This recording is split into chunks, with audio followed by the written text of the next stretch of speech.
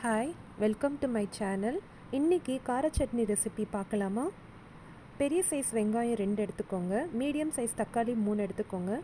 ஒரு பேனில் தேவையான அளவு ஆயில் ஊற்றிக்கோங்க.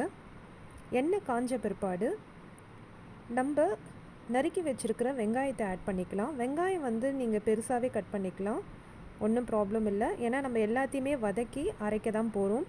இப்போது தக்காளி சேர்த்துக்கோங்க. தக்காளி சேர்த்துட்டு கொஞ்சம் வதங்கட்டும்.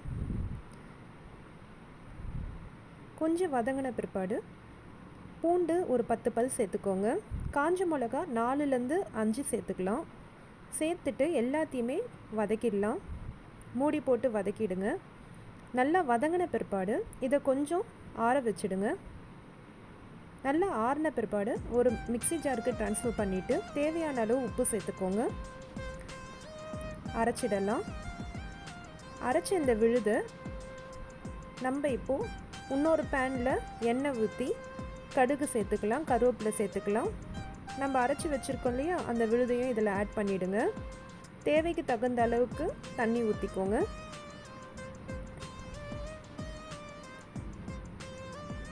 தண்ணி ஊற்றின பிற்பாடு இது ரொம்ப நேரம் ஆனில் இருக்க தேவையில்லை. ஏன்னா நம்ம எல்லா இன்க்ரீடியன்ஸையும் வதக்கி தான் சேர்த்துருக்கோம்.